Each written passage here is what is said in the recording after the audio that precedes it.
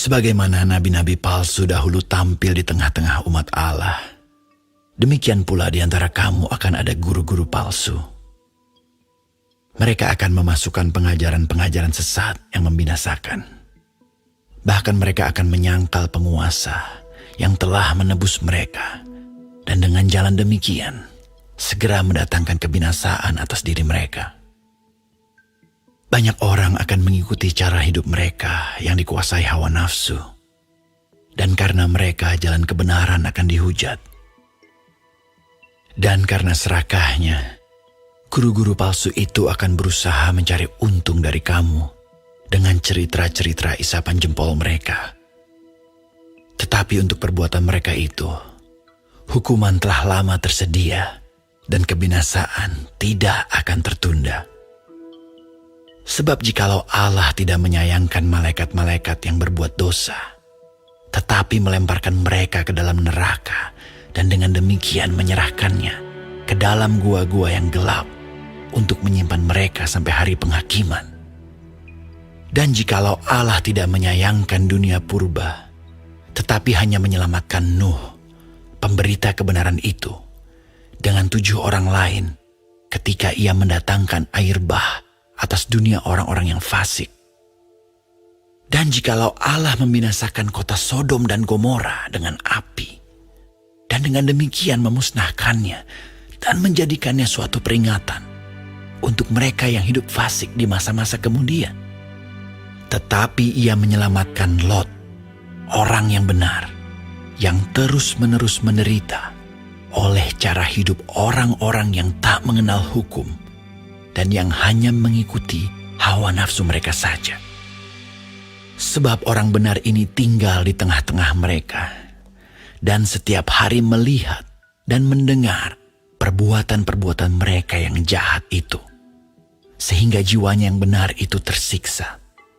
Maka nyata bahwa Tuhan tahu menyelamatkan orang-orang saleh dari pencobaan, dan tahu menyimpan orang-orang jahat untuk disiksa pada hari penghakiman.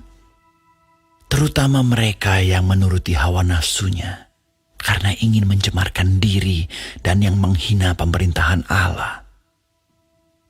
Mereka begitu berani dan angkuh sehingga tidak segan-segan menghujat kemuliaan. Padahal malaikat-malaikat sendiri yang sekalipun lebih kuat dan lebih berkuasa daripada mereka tidak memakai kata-kata hujat kalau malaikat-malaikat menuntut hukuman atas mereka di hadapan Allah. Tetapi mereka itu sama dengan hewan yang tidak berakal, sama dengan binatang yang hanya dilahirkan untuk ditangkap dan dimusnahkan. Mereka menghujat apa yang tidak mereka ketahui, sehingga oleh perbuatan mereka yang jahat, mereka sendiri akan binasa seperti binatang liar dan akan mengalami nasib yang buruk sebagai upah kejahatan mereka. Berfoya-foya pada siang hari, mereka anggap kenikmatan. Mereka adalah kotoran dan noda yang mabuk dalam hawa nafsu mereka kalau mereka duduk makan minum bersama-sama dengan kamu. Mata mereka penuh nafsu zina, dan mereka tidak pernah jemu berbuat dosa. Mereka memikat orang-orang yang lemah. Hati mereka telah terlatih dalam keserakahan. Mereka adalah orang-orang yang terkutuk. Oleh karena mereka telah meninggalkan jalan yang benar, maka tersesatlah mereka, lalu mengikuti jalan Bileam, anak Beor, yang suka menerima upah untuk perbuatan-perbuatan yang jahat. Tetapi Bileam beroleh peringatan keras untuk kejahatannya. Sebab keledai beban yang bisu berbicara dengan suara manusia dan mencegah kebebalan nabi itu. Guru-guru palsu itu adalah seperti mata air yang kering, seperti kabut yang dihalaukan taufan.